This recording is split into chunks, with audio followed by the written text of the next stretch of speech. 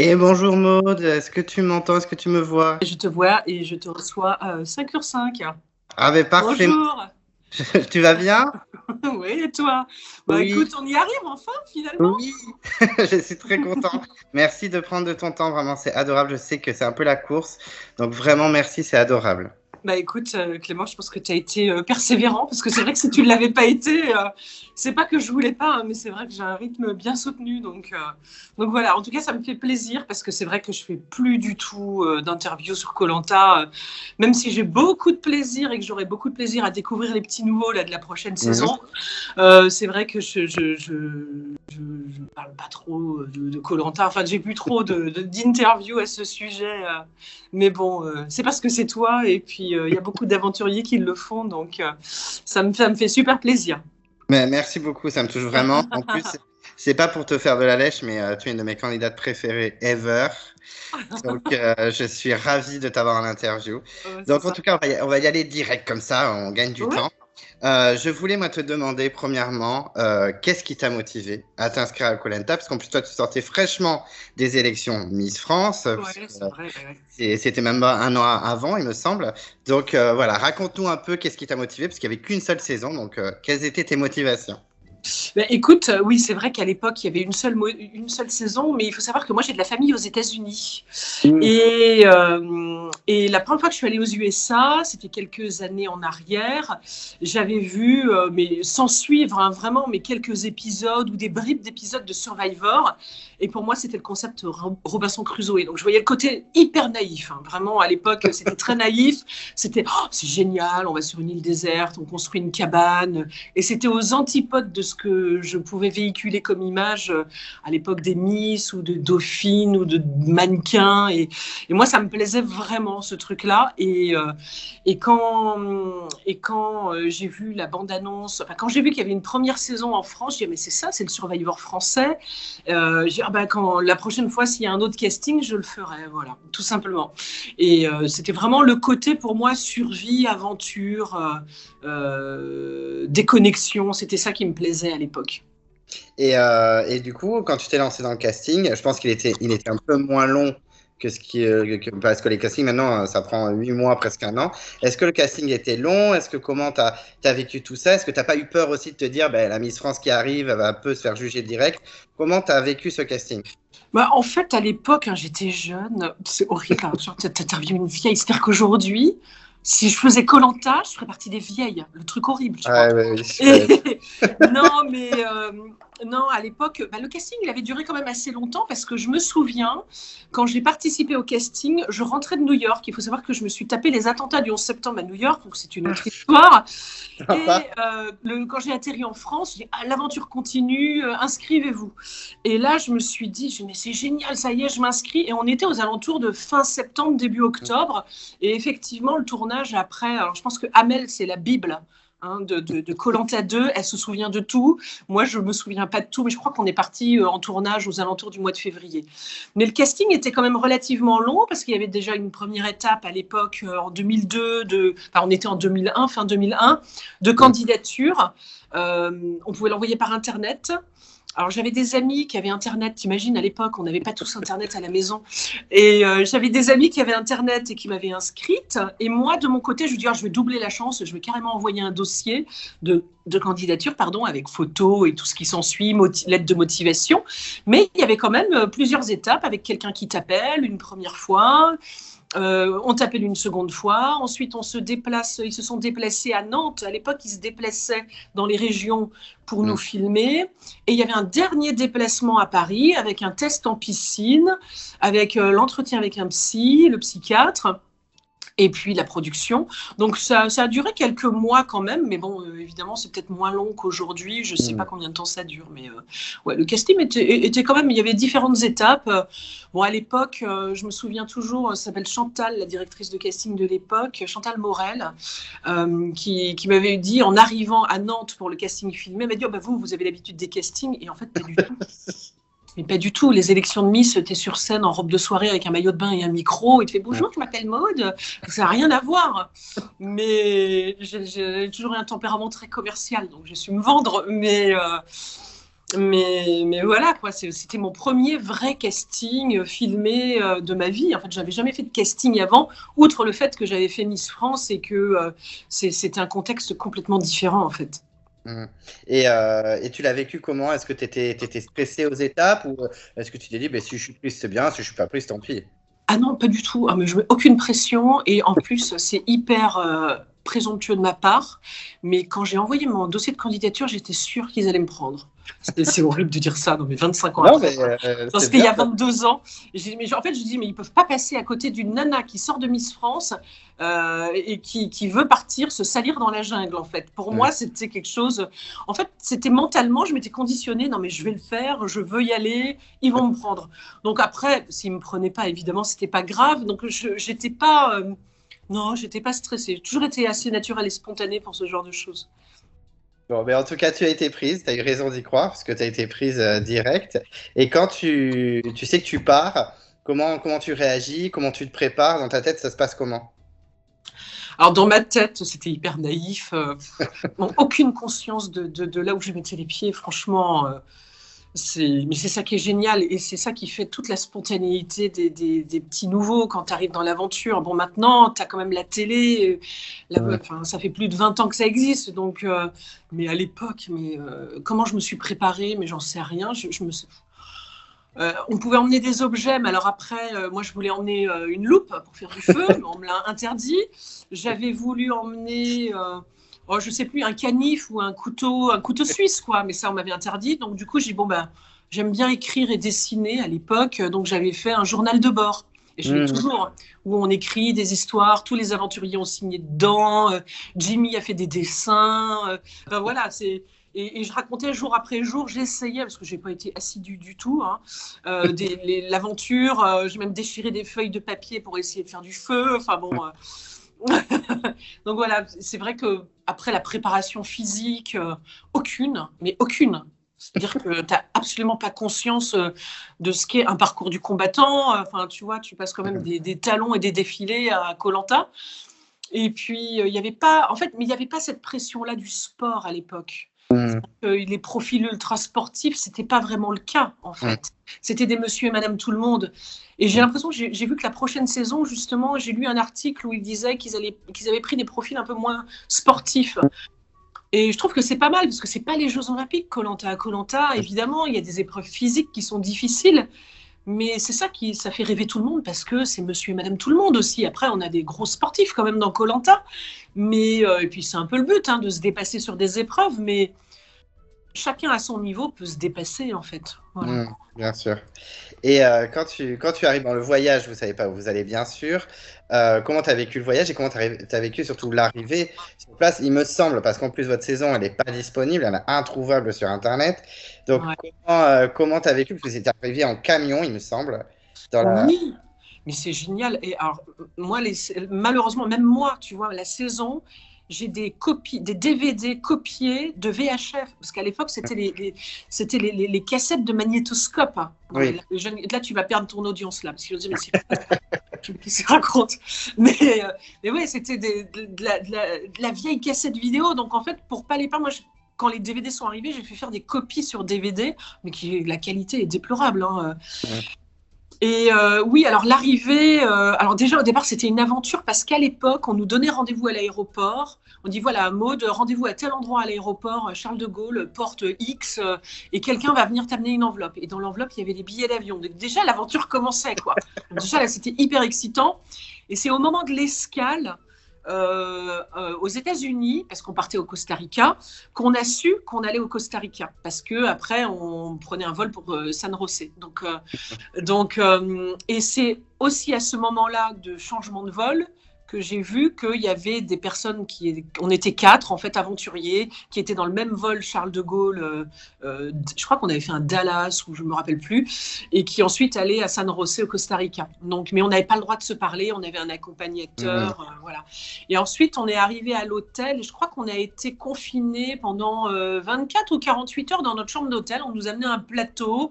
On n'avait pas le droit de se parler. Enfin, c'est drôle, quoi. Et après, bah, forcément, on t'embarque, on arrive dans une espèce de camion à bétail assis. Il y avait Denis qui faisait son speech. Et puis on le connaissait pas, Denis, puisqu'avant c'était la saison précédente, c'était Hubert Auriol. Donc Denis, c'était la voix off.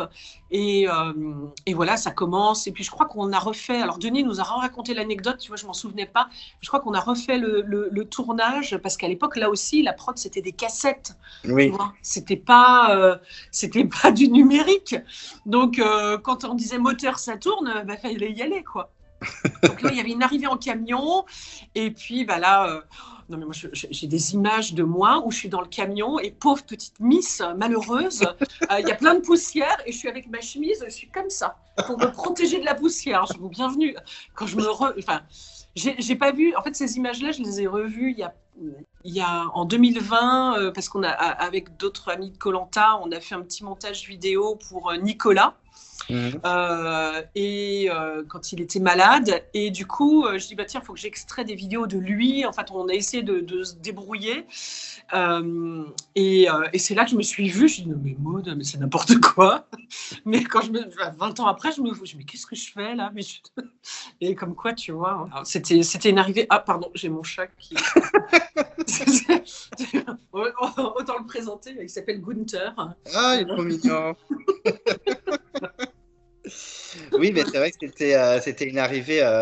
Ouais, l'anecdote que je voulais raconter, il me semble, je crois que j'en avais vu dans un article, c'est comme quoi ils avaient perdu les cassettes ou s'ils avaient mal filmé. Voilà, ils ont ça. refait la scène. Je crois qu'ils n'avaient pas mis moteur, en gros, quoi. Où les cassettes, où les caméras étaient vides. Enfin, il y a une anecdote comme ça. C'est Denis qui nous l'a raconté. Et c'était hyper drôle parce que de nous raconter ça 20 ans après, c'était vraiment très drôle, quoi. Et une fois que tu arrives, c'est eux qui faisaient les équipes. Hein. C'était pas vous qui les composiez, il me Exactement. semble. Et donc, est-ce que tu étais content de ton équipe? Parce qu'il y avait un peu de tout dans ton équipe. Mais oui, mais en fait, aucune conscience pareille de l'équipe. Enfin, t'arrives, en fait, les foulards, je crois qu'ils étaient planqués dans des petits carquois qui étaient fabriqués en bambou. Si mes souvenirs sont bons, moi je me mélange avec La Revanche des héros, peut-être, où on tirait, ou nos foulards, je sais plus. Mais en tout cas, on n'avait pas le choix, donc. Et donc, c'est là qu'on voit l'équipe, on apprend à se connaître. Et dès le début, il y en avait un avec une personnalité hyper forte, c'était Jackie, qui était un ancien militaire. Personne ne savait se servir d'une boussole. Là, à l'époque, on avait l'excuse, parce que c'était le début, tu vois. Il n'y avait même pas eu de course d'orientation sur la première saison. Donc, si tu veux, on arrivait... Mais c'était vraiment les touristes, quoi. Enfin... Et ouais, non, l'équipe au début, mais déjà pendant le trek, je me souviens parce que j'étais avec Xavier en interview, on dit bon, il y a Jackie, il est un peu pet sec, un peu autoritaire, et puis en plus avec son accent ch'ti, tu sais, non mais moi je sais me servir de boussole, enfin, je sais pas le faire l'accent ch'ti, c'est très drôle quoi. Mais moi c'est ces souvenirs-là que j'ai. Après les souvenirs sont lointains quand même, c'était il y a 22 ans, donc en tout cas pour le premier Koh-Lanta quoi. Mais bon. Et du coup, vous arrivez sur votre camp, tout se passe bien, etc. Malheureusement, vous allez au premier conseil. Et là, ça va se jouer, enfin nous, en tant que spectateurs, on voit ça se joue entre Amel et Jackie. Amel, imagine, elle aurait viré au premier conseil, ça aurait été une saison très différente. Mais du coup, c'est Jackie qui part. Et c'est vrai qu'en tant que spectateur, même si Jackie est un peu bourru, c'est un peu surprenant que vous viriez un candidat ancien militaire. Comment ça s'est joué? En fait, ça s'est joué à l'affect. Et totalement, mais bien sûr, parce que Jackie était à l'époque, Jackie était pas. C'est vrai qu'on n'avait pas de stratégie, mais pas de stratégie du tout. Mais nous, les rouges, on était mais sur notre planète, quoi. On était dans notre campement. Et oui, Jackie, c'était une question de caractère, je pense. Et puis Amel. Et c'est vrai qu'Amel, elle était ciblée parce qu'Amel est petite, pas sportive. Ils se sont dit pauvre petite chose. Et alors qu'Amel, c'est une. Enfin, voilà quoi, on connaît son parcours dans l'aventure. Oui. Mais comme quoi, oui, tout dépend des saisons, tu vois. Je pense que l'humain, il ne faut pas l'oublier dans koh. De toute façon, quoi qu'il arrive, tu auras beau faire toutes les stratégies du monde, quand tu arrives face au conseil final, Ah oui. c'est pas toi qui votes pour désigner le vainqueur. Donc je trouve que c'est important. Mais c'est vrai que là, c'était complètement à l'affect. On a vu ensuite, on a perdu beaucoup d'épreuves, je crois. Oui. Mais bon, après, il y a eu plein de choses qui ont fait que vous êtes un petit peu plus faible par rapport aux autres parce que déjà, vous avez perdu Xavier, malheureusement, qui a Oui. chuté. Vous avez dû trop stresser. Comment ça s'est passé quand il est tombé? Comment vous avez réagi? Oh là là, je me rappelle plus trop. Alors en plus, on avait des talkie-walkie pour prévenir la production. Bon, Xavier était conscient, Xavier était kiné. Donc en fait, allongé par terre, il se touchait les vertèbres, les cervicales, et il disait ah bah là j'ai lacé machin, là c'est le truc qui est bloqué. J'ai dit non mais c'est bon, bouge pas Xavier. Donc le temps que la production arrive, bon bah après on les appelle avec le talkie. On n'avait pas envie que Xavier s'en aille, quoi. Évidemment, pour nous, Xavier, c'était le plus débrouillard d'entre nous et le plus aguerri à ce type d'aventure, en fait. C'est clair. Je pense qu'en plus, s'il n'avait pas chuté, il serait allé très très loin. Bah, en tout cas, dans l'équipe, à l'instant T, le premier épisode, c'est 3 jours de vie. Donc, tu ne sais pas après comment évoluent les choses et tout.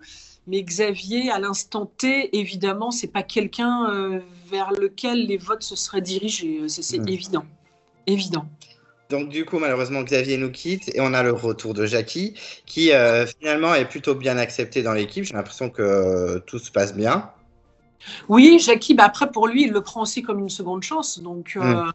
Donc forcément, peut-être qu'il s'était remis en question. Je me souviens plus trop de nos sentiments à cette époque-là, en fait. Mais bon, et puis c'était quelqu'un de sympathique, Jackie, au bout du compte. Il a un caractère fort, mais il était sympa, il nous faisait rire, quoi. Il avait des grosses blagues graveleuses, mais bon, qui aujourd'hui, je pense que ça passerait pas. Et vraiment, moi je m'en prenais plein, des blagues graveleuses à la mise, c'est bon. Mais je crois qu'aujourd'hui, c'est vrai qu'avec l'évolution de la société, ça passerait pas. Non. Mais bon, ça nous faisait rire. Enfin, ça faisait rire les autres, surtout, pas moi, trop. Mais bon, à l'époque, ça m'embêtait plus qu'autre chose. Mais malgré tout, vous en sortez pas si mal parce que vous évitez les 2 conseils suivants. C'est Caroline et Céline qui quittent l'aventure chez les jaunes. Et il se passe un petit twist où vous perdez Jackie, vous récupérez Bernard. Donc, du coup, ça se passe pas comme s'il devait dans votre équipe. Et vous allez au conseil, vous sortez Nelly. Parce que Bernard a l'immunité, il me semble, on ne peut pas l'éliminer. Et alors, pourquoi Nelly et pas une autre? Je sais que Béatrice était très proche de Nelly. Et comment ça s'est passé? Ou peut-être que tu t'en souviens plus. Mais Nelly, en fait, elle en avait marre. Donc, Nelly nous avait demandé au conseil, si mes souvenirs sont bons, elle nous avait demandé de voter contre elle. Elle a dit non, mais c'est bon, moi je veux sortir. Et puis Bernard, je ne me souviens plus. Bah, forcément, Bernard, je ne pense pas qu'il avait d'immunité, je ne me souviens pas. Mais Bernard, il était face à des petites oies blanches bien naïves au début, quand même. On s'est pas trop rendu compte à l'époque, mais c'est vrai qu'après, on le supportait plus. Il était hyper négatif, il râlait tout le temps. C'était le sentiment qu'on avait à l'époque, avec le recul aujourd'hui et la maturité, c'est-à-dire que Bernard, je ne sais pas quel âge il avait, 45-46 ans, c'est-à-dire en gros mon âge, quoi.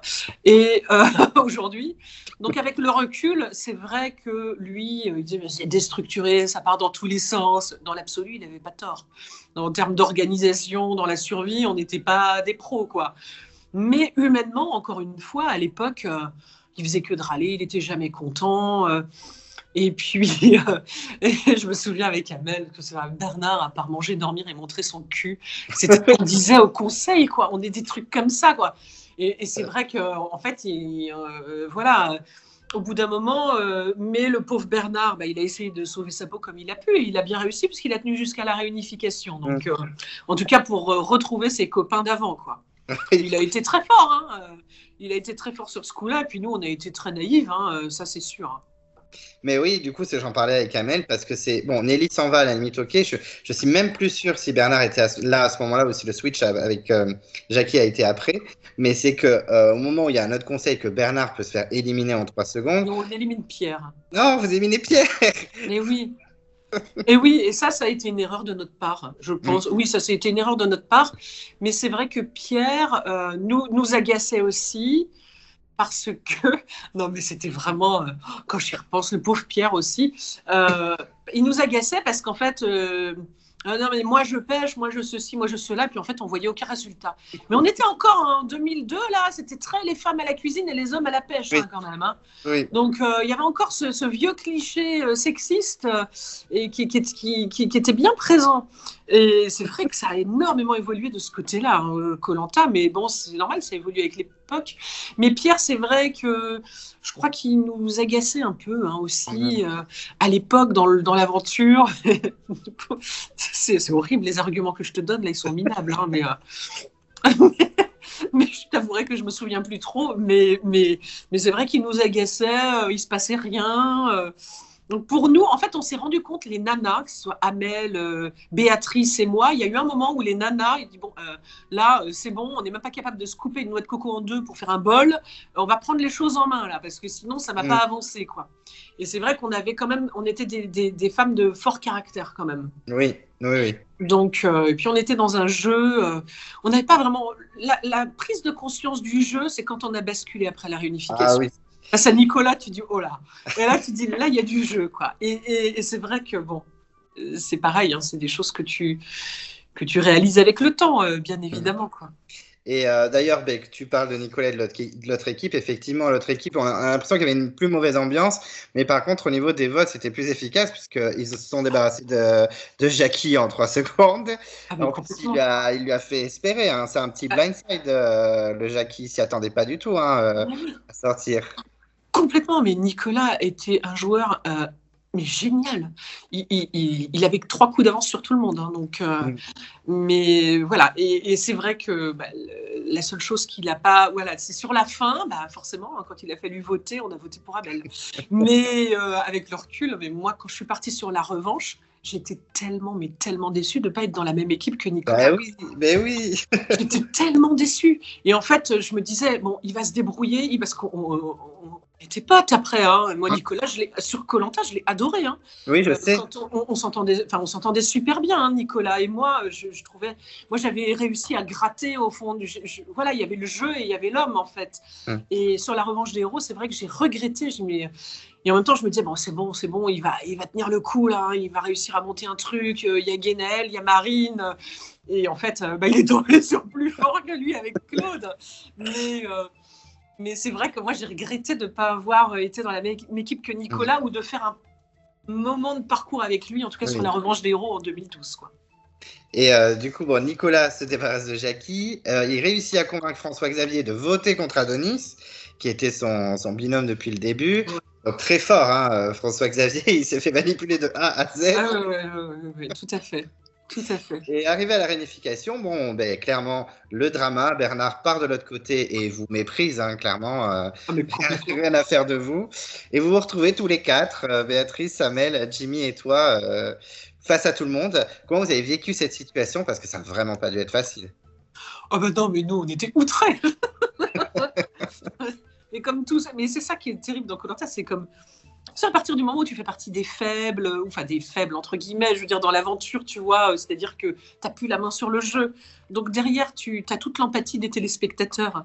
Et c'est vrai qu'à l'époque, on s'est dit non mais c'est pas possible. Moi, je me souviens de vidéos dans les bandes annonces où on dit non mais moi c'est hors de question de continuer un jeu dans ces conditions. Mais, c'est un jeu, Maud, c'est un jeu. Donc...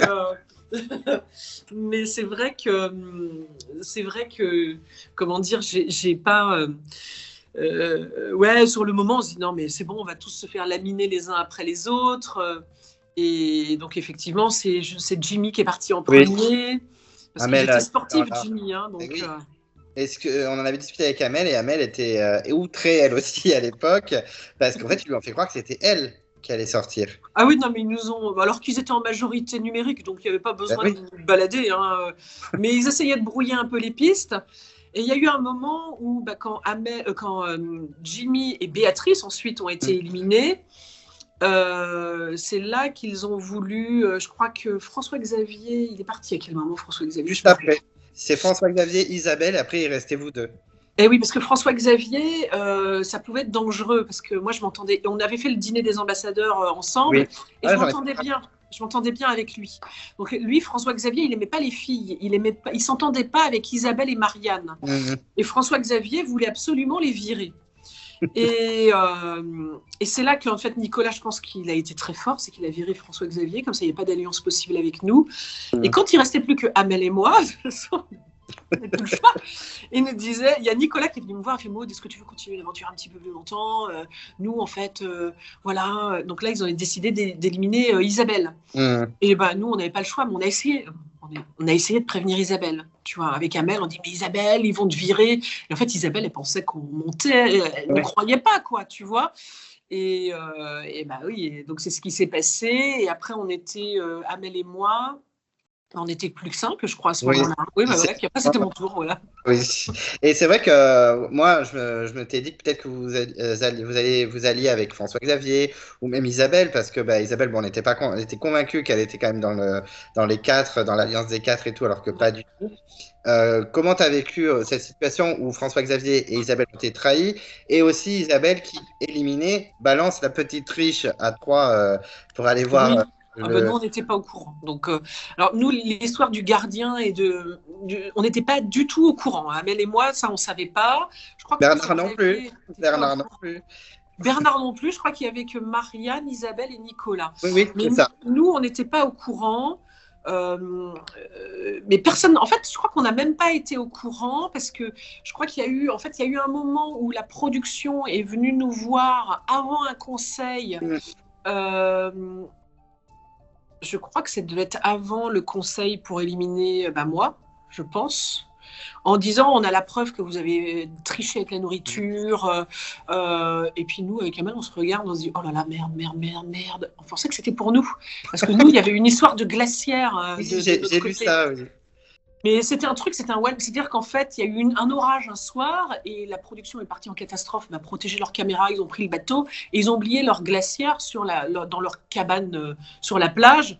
Mais ça a duré une soirée, hein. On ne s'est Mm. pas gavé, nourri. Forcément, tu fait 25 jours que tu n'as pas mangé, tu as une glacière, tu l'ouvres, tu trouves du coca, du Fanta, du pain, une salade de riz. Là, tu dis, on a mangé dedans, quoi, mais on tassait, tu vois. On avait, pour pas que ça se voit, tu vois, on prenait une gorgée et tout, on voulait pas que ça se voit, donc on n'a pas vidé la glacière.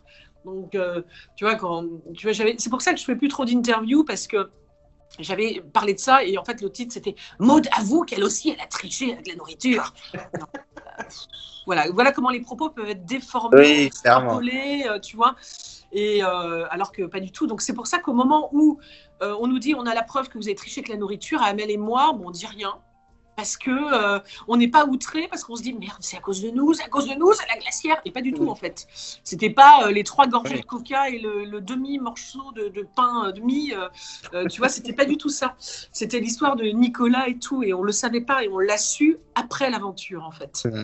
Donc c'est pour ça que personne n'a pu intervenir là-dessus vraiment. Et puis, de toute façon, Nicolas, Marianne, ils n'allaient pas balancer le truc, quoi. Enfin, forcément. Oui. Hein, donc, ils étaient comme nous, en fait.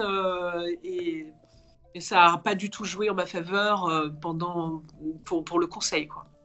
Mais du coup, oui, tu te fais éliminer. Alors, c'est un moment très triste parce que tu dis une phrase à Nicolas, mais tu lui dis derrière son masque de stratégie. Ouais.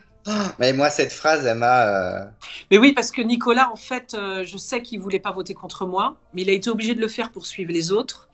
Imagine le niveau de réflexion de l'époque. C'est-à-dire qu'à l'époque, l'épreuve finale du Koh-Lanta 1, ils n'étaient pas debout sur un poteau, ils étaient debout avec la main tendue sur un poteau, il ne fallait pas bouger. Et l'épreuve a duré 9 heures.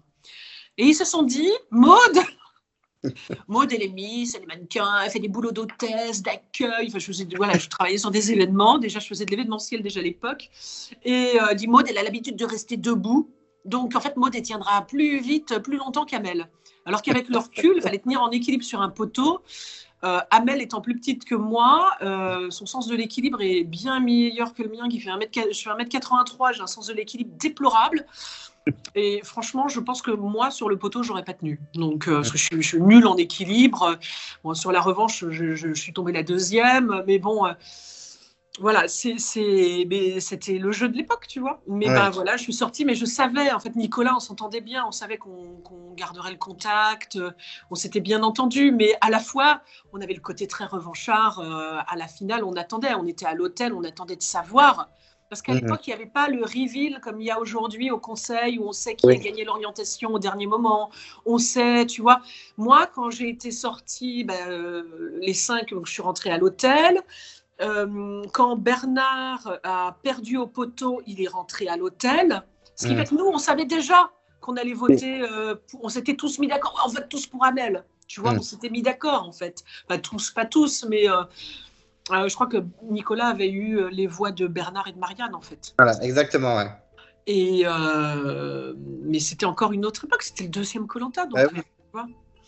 Mais c'était quand même moi j'avais adoré à l'époque, je devais avoir 13 ans ou un truc comme ça, j'étais adolescent et j'avais vraiment adoré bah, déjà le côté voilà les quatre contre tous, enfin franchement c'était et Nicolas en fait était un stratège Il était mais génial. tellement attachant.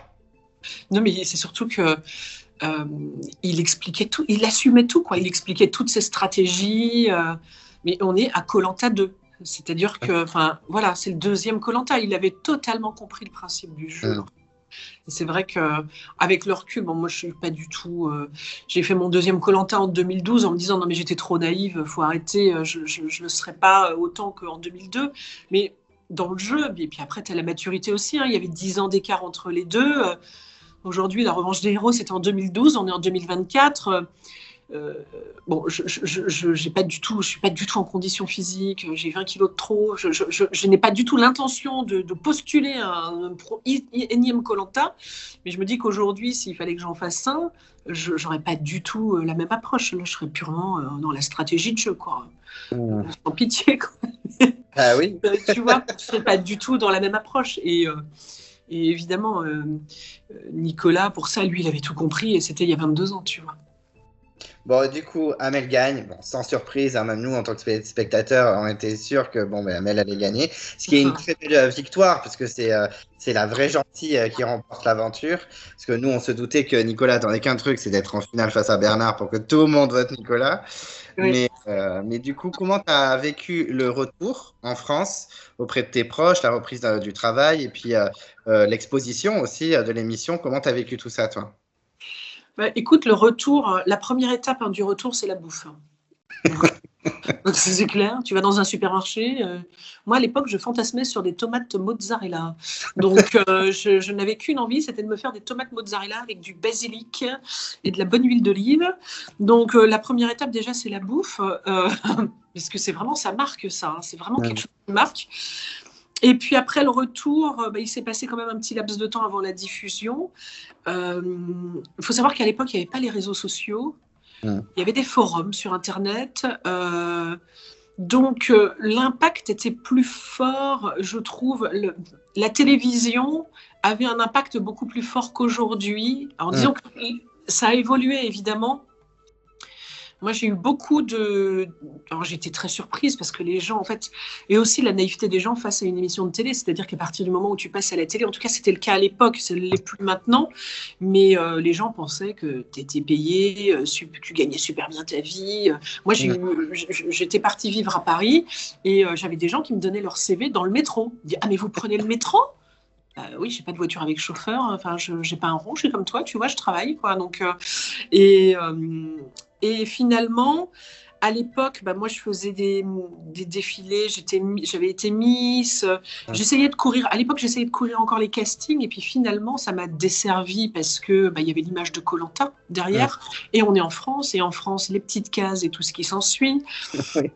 Après, j'ai fait parce que j'ai toujours voulu rester à l'époque dans le milieu artistique un peu ou audiovisuel. Donc, avec Geneviève de Fontenay, je commençais à basculer de l'autre côté de la barrière, c'est-à-dire que j'étais animatrice présentatrice d'événements. Donc j'ai Mm. commencé par présenter des défilés de mode, faire de l'animation micro pour de l'événementiel.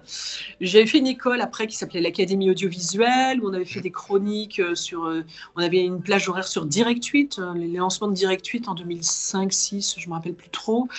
Donc voilà, j'ai essayé de tirer mon épingle du jeu et en fait au bout d'un moment, j'en ai eu ras-le-bol parce que voilà, être la blonde rendre de service, j'en avais marre en fait. Ouais.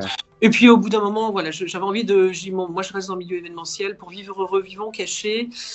C'était pas évident. Il n'y avait pas les réseaux sociaux à l'époque. C'est vrai que les réseaux sociaux, quand même, aujourd'hui, il y a pas mal d'aventuriers qui s'en sortent super bien et qui arrivent à faire des trucs assez sympas et qui arrivent à en vivre au bout du compte. Bon, ils sont très peu, hein, mais voilà, koh n'a pas vocation à faire.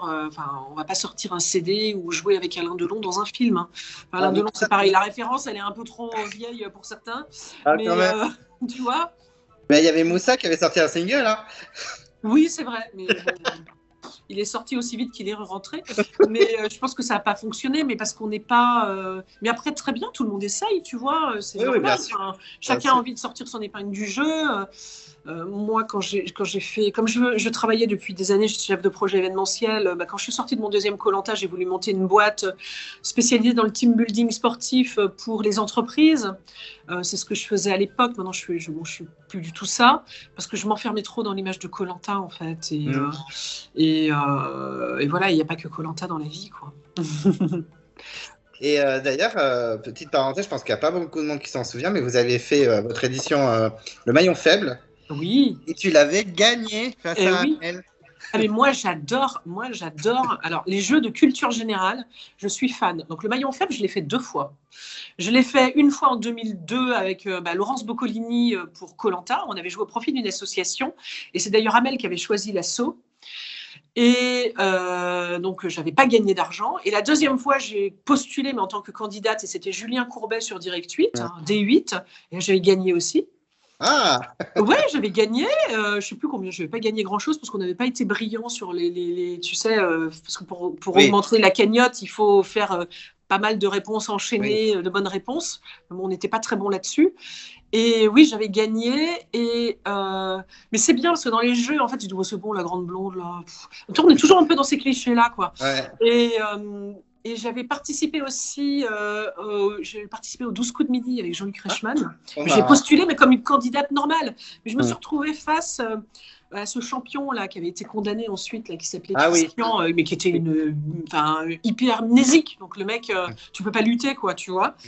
Donc je m'étais retrouvée en finale contre lui. Moi, j'adore les jeux télé, j'adore le Trivial Poursuite, j'adore les jeux de culture générale. Dès qu'il y a un jeu de culture, mais j'adorerais les faire tous. Je suis fan. Non, mais j'adore. J'adore les jeux, en fait. Voilà. À chaque fois, tu vas jusqu'au bout. Hein. Mais Du coup, on te retrouve. Alors là, j'étais choqué quand la revanche, en plus à l'époque, ils diffusaient pas trop les portraits, on savait pas trop qui c'était, on découvrait le soir même. Et là, je vois arriver Maud de la saison 2. J'étais vraiment en mode, elle revient 10 ans plus tard. Alors, qu'est-ce qui t'a donné envie de revenir? Moi, j'étais ravi de te revoir. Qu'est-ce qui t'a donné envie de revenir dans La Revanche des héros, qui est un des All-Stars les plus aimés par les fans en plus? C'est vrai. Écoute, alors. C'était en 2007 qu'ils avaient fait un premier retour avec des anciens en Amazonie. Moi, ou en 2008, je te dis des bêtises, ça devait être 2008 parce que j'habitais à Hong Kong. Et j'avais fait le casting en visio à distance. Et je pense que je dois être dans la liste des remplaçants. Voilà, je n'avais pas été prise parce que je pense qu'ils voulaient peut-être plus des gagnants ou des personnages un peu plus emblématiques. Et je m'étais dit, koh-lanta, tu vois, j'étais sur le goût là pour le coup, c'était le goût du jeu. Je suis allée c'était frustrant de ne pas avoir touché la finale, tu vois. Et j'avais envie d'y retourner, j'avais envie de me rechallenger, de revivre une aventure. J'avais envie de ça. Et du coup, quand ils ont fait la revanche des héros, ça s'adressait à tous ceux qui avaient été loin dans le jeu mais qui n'avaient pas gagné au bout du compte. Et du coup, j'ai postulé. Je me suis dit, ouais, mais en plus, j'ai un atout, c'est que 2002, personne ne se souvient de moi, quoi. Quoi qu'on était en 2012. Donc c'était, voilà, il y avait certains aventuriers, on ne se connaissait pas. Moi, je n'avais jamais rencontré Claude, Théoura, qui c'est Patricia, c'est des Patrick, on ne se connaissait pas au bout du compte. Hein. Et du coup, c'est vrai que, voilà, j'avais envie de revivre une aventure, mais d'aller plus loin dans le jeu, en fait. Et de maîtriser un peu plus le jeu.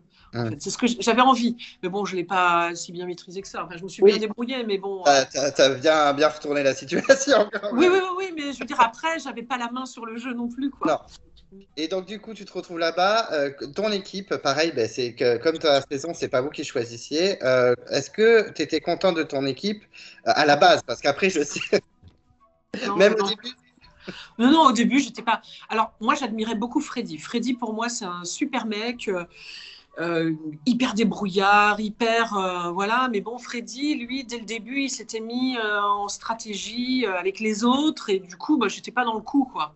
Mm. Et c'est vrai qu'il y avait Isabelle Da Silva, qui était une ancienne Miss aussi. Hein, Oui, donc, mais Raphaël de sa saison était un ancien Miss. oui, exactement. Raph. Donc, Isabelle était dans mon équipe. Donc, il y avait Isabelle. J'ai au moins, bon, mais on se connaissait pas très bien non plus. Mm. Même si on n'avait pas travaillé ensemble dans le monde des Miss. Donc, elle était Miss un peu avant moi. Donc, elle faisait des galas quand moi, j'étais juste une candidate. Donc, on se connaissait pas très bien. Et puis bon, bah, Patricia, voilà, on se connaissait pas. Enfin, je connaissais personne dans mon équipe au bout du compte. Mm. Et alors que dans l'équipe adverse, il y avait Nicolas, il y avait Guénaël, il y avait Marine. Voilà, Marine, on s'était rencontrés sur des week-ends de rassemblement koh en fait. Mm. Et moi, j'avais envie d'être avec eux. Et donc, du coup, je me suis retrouvée dans cette équipe. Je dis, oh là là là là. Et puis, les stratégies, elles étaient faites, mais limite dès le début. Donc, j'étais pas du tout dans le truc, quoi. Je dis, bon, alors, ça va être dur de s'en sortir. Et voilà. Hein. Et c'est vrai que, de toute façon, on a vu ce qui s'est passé. Hein. J'étais pas du tout mise au courant des stratégies. On était à l'écart. Donc, au bout d'un moment, arrive la réunification. De toute façon, si la réunification n'était pas arrivée à ce moment-là, je pense que je faisais partie de la liste de ceux qui allaient être partir, tu vois, les fusibles. Donc moi, j'ai pas envie d'être le fusible de tout le monde. Donc voilà, ça a été très mal pris par mon équipe. Mais bon, je pense qu'avec le recul, ils l'ont compris. Hein, c'est un jeu. Donc au bout d'un moment, je préférais être avec Claude et Théoura, qui me semblaient beaucoup plus sympas. Parce qu'en plus, on se marrait pas dans notre équipe, quoi. Tu vois, c'était plombant. Quand tu arrivais dans l'autre équipe, il y avait Patrick. Bon, Patrick, c'est un personnage, mais il est drôle, tu vois. Donc en fait, il y a un moment, tu dis, on peut très bien vivre l'aventure sans se prendre trop au sérieux, quoi. Et c'est vrai que moi, mon seul regret dans mon équipe sur la revanche des héros, c'est Freddy. Vraiment, Freddy, pour moi, c'est un bon gars, il est super. J'aime beaucoup Freddy. Mais voilà, Freddy reste un regret pour moi. Mais bon, après, ça fait partie du jeu, quoi, tu vois. Il y a eu des stratégies de fait, tu sors ton épingle du jeu. Et peut-être que si j'étais tombée, les équipes n'avaient pas fait de la sorte, peut-être que moi, ma réaction n'aurait été pas la même non plus, tu vois. Oui. C'est toute une question de contexte, en fait, dans Koh-Lanta. Hein. Et c'est vrai que dans cette première partie d'aventure, tu as un peu pris cher. Alors déjà, les moustiques et tout, ils t'ont piqué, ils ressemblaient à Elephant Man, ma pauvre. J'étais tellement triste pour toi. Ah non, mais pas du tout. Non, mais c'est drôle. Ah non, mais c'était drôle. C'est-à-dire que moi, je me voyais pas de toute façon. Je me suis découverte à l'écran. C'est-à-dire que quand je me réveillais le matin avec le visage tuméfié, donc je sentais que j'avais le visage paralysé par les piqûres d'insectes, mais Gunther. Gunther a un compte Instagram, Gunther the Cat. Mais il a 200 followers, hein, donc c'est déjà pas mal.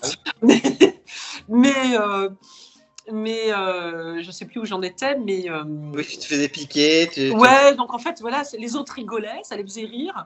Mais bon, moi, de toute façon, je suis très réactive aux piqûres d'insectes et je suis l'anti-moustique de la famille. Donc, en fait, si je suis à un endroit où il y a des moustiques, tu peux être sûr qu'ils vont venir sur moi.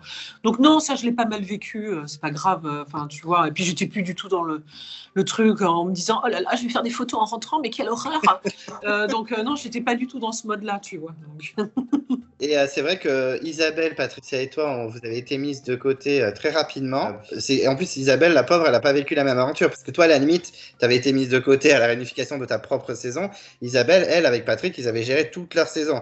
Donc, ça a dû lui faire bizarre de se trouver dans cette situation. Oui.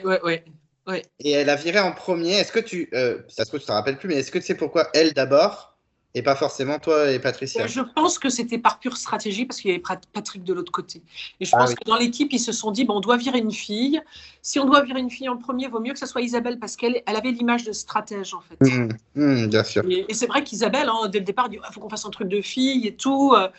Et puis, moi, je venais d'arriver dans l'équipe. Je dis, ouais, on verra bien comment ça va se passer. Là, au début, en fait, je le disais, au début, tout le monde était gentil, souriant, machin. Je dis, c'est bon, on va pas nous prendre pour des lapins de 3 semaines, là. Je sais très bien ce qui est en train de se passer. Dès le premier jour, quand tu es avec des anciens, si on vient pas te voir pour te parler de stratégie, c'est que tu n'es pas dans les trucs, hein, tu vois. Ouais. Donc, c'était ça. Hein, donc, on avait vite compris. Et il y avait ce petit scandale, entre guillemets, où tout le monde avait voté Isabelle, bon, bien sûr, sauf Patricia et Isabelle. Et toi, tu votes Patricia, et en fait, tu révèles à la sortie du conseil à Patricia, en fait, c'est tout le monde qui m'a dit de voter contre toi, parce que sinon, Oui. je suis la prochaine. Donc, comment ça s'est passé, ça? Parce que c'est vrai qu'on apprend Je me ça. rappelle même pas. Je ne m'en rappelle même pas. Et ben, je pense que c'est à ce moment-là où je me suis dit non mais attends Maud, tu vas pas te la refaire 2002 parce que on va pas me dire contre qui je vais voter ou pas voter. Mais c'est vrai qu'à ce moment-là, je me suis dit de toute façon je vais pas durer dans le jeu, je suis pas dans les petits papiers. Et c'est à ce moment-là où je me suis dit non mais alors attends là on va pas me la faire. Enfin voilà, je vais pas être le pion de qui que ce soit en fait. Hmm. Donc on a subi jusqu'à la réunification et puis après j'ai voulu arrêter de subir quoi. Oui. Ben, on va parler de ça parce que du coup, après ce conseil, vous n'avez pas eu trop de conseils, heureusement. On a Patricia qui est sacrifiée aux ambassadeurs puisque Francis l'envoie face à Théo. Théora. Et pourtant Bon, Patricia elle est résistante. Hein. ouais, ouais, ouais. Physiquement elle est hyper forte hein, Patricia. Il Hmm. faut vraiment le reconnaître. Puis ça avait été moi j'aurais été mais laminée dès le départ quoi. Donc Et de toute façon, Patricia l'avait dit à Théoura en perdant. Elle avait dit à Théoura, vous pouvez avoir mode de votre côté parce que là, ça suffit quoi. Ça, c'est bon. ouais, Et ouais, donc, ouais, ouais. arrive ce conseil, mais que j'ai adoré, hein, parce que du coup, en plus Francis qui fait un peu son showman auprès de Claude, si tu votes pas avec nous, t'es le prochain à sortir. Bon, ben du coup, Francis se fait sacrifier. C'est toi qui fais le vote bascule, et après tu t'en prends plein la tête. Comment Ah t'as mais vécu ça a ce été conseil? Ça a dû ça, être dur, dur de. ouais. Ah. Ouais, ça a été difficile. Pour moi, ce Koh-Lanta-là a été très difficile psychologiquement avec tout ce que je me suis pris dans la tronche, le harcèlement, parce qu'on peut vraiment appeler ça du harcèlement dans le jeu. Je pense qu'aujourd'hui, ça n'existerait plus, ça non plus. Hmm. Ça n'existerait plus. Parce qu'on voit même pas, on voit à l'écran, on voit quand t'as ma mère qui vient et que t'as Moussa qui dit votre fille c'est une traître. Enfin ça aujourd'hui je pense que ça serait plus toléré parce que ça a été extrêmement difficile pour moi psychologiquement. J'ai fait celle qui s'en foutait, mais ça a été quand même assez difficile de, tu vois, de vivre le truc. Et mais bon, après, voilà, hein, ça fait partie du jeu et tu sais les risques que tu prends. Mais le manque de remise en question de l'équipe face à ce qu'ils ont fait au début vis-à-vis de nous, il y a Freddy, il l'avait compris à la fin, il dit bah, c'est normal, elle a été mise à l'écart dès le début, c'est normal qu'elle réagisse comme ça. Mais c'est vrai que ça a été particulièrement difficile. Mais je me sentais assez forte parce que pour le coup, j'étais protégée par les autres, au bout du compte. Hmm. Par Claude, Théoura. Théoura, c'est pareil, on a essayé de le prévenir à un moment, mais bon. Ouais. On a voulu faire basculer les choses avec Guénaël. On s'est dit non, mais attends, c'est bon. On a voulu faire basculer le truc, mais bon, voilà. Claude, Kumba, Patrick. Et comme ils avaient dans notre équipe Bertrand aussi, qui était en stratégie avec eux, donc forcément, on ne pouvait pas lutter. Mais c'est le jeu, quoi. Ça fait partie du jeu. Ça fait partie du jeu. Mais c'est vrai que pour le coup, le fait que je les ai aidés, parce que si je ne l'avais pas fait, on les aurait laminés les uns après les autres au bout du compte. Hmm. Donc ils se seraient fait éliminer et le jeu aurait été complètement différent. Moi, j'aurais été la dernière à sortir de toutes les éliminations, mais bon, voilà, au moins j'ai préféré être maître de mon destin dans l'aventure, Ouais. même si je savais très bien que de toute façon, si j'arrivais au poteau, si on n'était plus que deux, alors tout dépend évidemment de qui tu as en face de toi, j'avais peu de chances de gagner Koh-Lanta parce que j'avais trahi toute mon équipe en fait. Hmm. Et je pense que voilà, ça a été peut-être l'erreur de Claude à ce moment-là. Quoique je ne sais pas si Claude aurait gagné ou pas finalement. Il y a des gens qui disent que tu aurais pu battre Claude, hein. Moi, je sais pas trop. Je sais pas. Sincèrement, je ne sais pas. Parce qu'il y avait que Moussa qui était très en colère contre toi. Oui, Moussa qui était. Mais en fait, Moussa, il le faisait ouvertement, il faisait du show, il essayait. Mais bon, je pense qu'il l'a compris aussi après. Il s'est excusé sur la fin, en direct, quoi. Oui. Bon. Il l'aurait, ouais, voilà. Mais bon, voilà, c'était il y a 12 ans, hein, donc tu vois. Mais comment tu as vécu autre chose là-dessus, tu vois. Je lui en veux plus. Hein. Moi, je suis pas une rancunière. Mais comment tu as vécu cette deuxième partie d'aventure? Parce qu'il y a eu des surprises. Parce que mine de rien, ok, tu as trahi ton équipe, entre guillemets, hein, tout dépend de comment on voit le jeu. Mais il y a eu la sortie de Théoura qui a été super choc. Guénaël, finalement, qui est sacrifié à ta place, parce que Guénaël était dans leur équipe à la base. Ils ont préféré sortir Guénaël que toi. Comment tu as vécu tout ça? En fait, c'est vrai que j'ai eu ce côté, sur la réunification, j'ai pu tirer mon épingle du jeu. Mais à l'époque, tu vois, le regret que j'ai, c'est pas un regret, ça, c'est le jeu, c'est qu'à l'époque, quand j'allais faire basculer le jeu du côté de l'équipe adverse m'avait dit, Maud, de toute façon, c'est toi qui vas faire basculer le truc. Donc, si tu viens avec nous, c'est grâce à toi que le jeu bascule. On vote contre qui tu veux. Ah. Et là, je ne sais pas pourquoi, j'ai choisi Francis. Mais avec le recul, il aurait mieux fallu virer Bertrand, ou pauvre Bertrand, il n'a rien demandé, ou Moussa, tu vois. Mais bon, voilà, tu vois, je me dis, stratégiquement, il aurait fallu virer quelqu'un d'autre pour que mon avenir soit un peu plus serein dans le jeu, psychologiquement, je veux dire. Et puis, c'est vrai que j'aurais pu choisir quelqu'un d'autre que Francis pour cette sortie de jeu, en fait. Mais je pense que aussi, j'ai pas voulu prendre trop de risques parce que c'était pas les caractères les plus forts de l'équipe non plus. Il avait du tempérament, Francis, mais bon, voilà quoi. D'accord. Donc, j'ai essayé de marcher sur des œufs pour ce truc-là, pour cette carte-là. Mais ouais, il y a plein de fois où je regrette de ne pas avoir trouvé de collier d'immunité. Patrick en a eu 2, et on cherchait dans la même zone. Il l'a trouvé après moi. Et moi, il était sous mes yeux, je ne l'ai pas vu. Enfin, tu vois, il y a eu des trucs comme ça. Mais bon, c'est le jeu, quoi. Bah après, tu as eu quand même un super parcours. Tu as réussi à passer entre les mailles du filet. Tu as remporté l'orientation. Et oui, mais alors ça, l'orientation aussi, il faut savoir que comme je ne suis pas une grande sportive, je n'ai pas brillé sur les épreuves, que ce soit en 2002 ou en 2012, ce que les gens ont sous-estimé chez moi, c'est mon côté navigatrice. C'est-à-dire que j'ai quand même fait le rallye des gazelles plusieurs fois. Le rallye des gazelles, j'ai travaillé pour eux ensuite. C'était après Koh-Lanta, j'ai été salariée chez eux, j'ai été formatrice en navigation. J'ai accompagné dans les formations en navigation. Donc on fait de la navigation terrestre, carte et boussole, rapporteur breton, pas de GPS. Donc moi, autant en 2002, la boussole, je ne savais pas m'en servir. Autant en 2012, la boussole, je maîtrisais plutôt bien. Et je m'étais dit, s'il y a une seule épreuve que je peux gagner, c'est ce côté individuel, c'est l'orientation. Je savais que je pouvais la gagner. Au début, en fait, comme les cartes qu'ils nous donnent n'ont pas d'échelle, c'est des cartes peintes à la main, pas d'échelle, en tout cas celles qu'on avait à l'époque. Du coup, j'avais du mal à appréhender les distances. C'est pour ça que j'étais partie trop loin. Et à partir du moment où j'ai su où j'étais, j'ai pu revenir sur mes pas. Tu avais Patrick et Kumba qui jardinaient déjà depuis un moment. Ils avaient trouvé la balise. Mais moi, à partir du moment où j'ai trouvé la balise, que j'ai eu le cap, en 10 secondes, j'ai trouvé le poignard. Mais ça a été rapide, quoi. Et j'étais hyper fière de moi parce que je savais que cette épreuve-là, elle était pour moi. En fait. Ça, c'était vraiment l'épreuve, l'orientation. Et là-dessus, ils m'ont sous-estimé aussi. Ils se sont dit, attends, Guéna, Maud, à la fin, si on a Maud à l'orientation, de toute façon, c'est pas une sportive. Voilà. Et je me suis bien gardée de parler de mes expériences de rallye, de navigatrice, de carte et boussole, de navigation, quoi. Donc ça, et je me suis gardée d'en parler, tu vois. Et ça, j'étais hyper fière de moi d'avoir gagné cette épreuve. J'ai gagné une seule épreuve et c'était la porte de la finale, tu vois. Et ça, j'étais vraiment, vraiment hyper fière de moi. Ouais, tu peux. Et puis après, tu es monté sur les poteaux. Bon, au final, c'est Bertrand qui a gagné. Bon, sans surprise, on savait que Claude, avec les stratégies qu'il avait faites, c'était sûr qu'il ne l'emportait pas. Et moi, j'ai une dernière question avant qu'on se quitte. Ouais. Parce qu'il y a des rumeurs qui disaient que tu avais été appelé pour Koh-Lanta la légende. Non, du tout.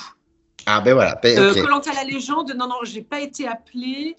J'avais reçu l'email. Koh-Lanta la légende, c'était en 2020, non, c'était quand? Oui, c'est là, c'est Claude qui a gagné, mais finalement ça a été annulé. Non, mais même pas, non, je crois même pas que j'avais reçu d'email. Non, je crois que je n'avais pas été appelée. Bon, non, jamais, non. Je voulais vraiment savoir. Que j'ai pas postulé, je n'ai plus postulé à... Je pense pas avoir repostulé un Koh-Lanta, en fait.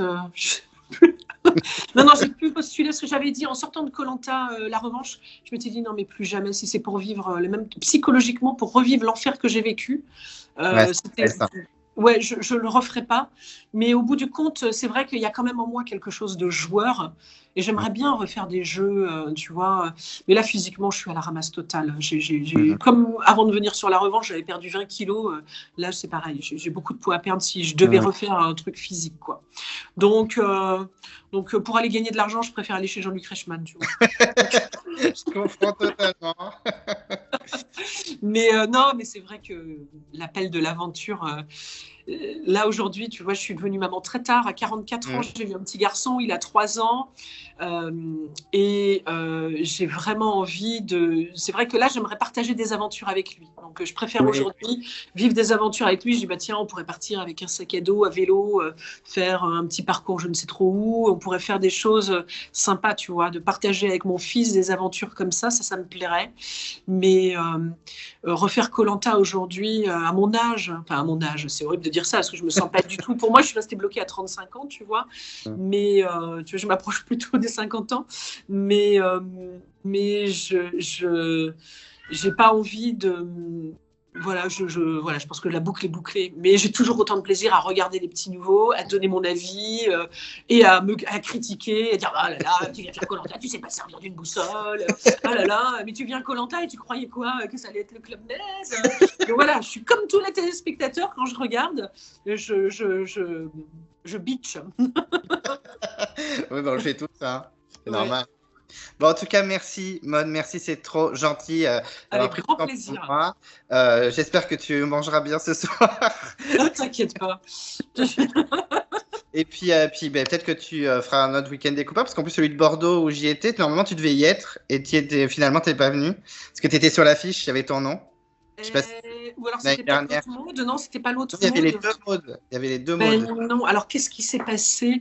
Oui, alors c'est vrai que depuis que j'ai eu mon fils, le dernier week-end Koh-Lanta auquel j'ai participé, c'est celui que Raphaël avait organisé avec Eric de sa saison à Alès, du côté d'Alès, là, dans les.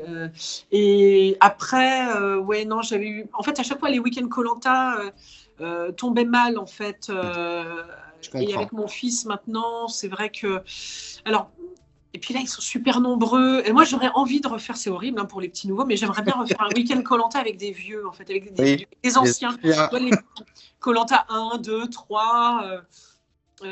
C'est très, très réseaux sociaux maintenant. Très, c'est vrai que je ne m'expose plus du tout. Alors que j'ai couru après ça pendant des années, de faire de la télé, d'être animatrice télé. Je me dis, mais mince, je pourrais monter une chaîne, là, raconter des histoires sur TikTok. D'ailleurs, tu n'es pas sur TikTok, Clem ?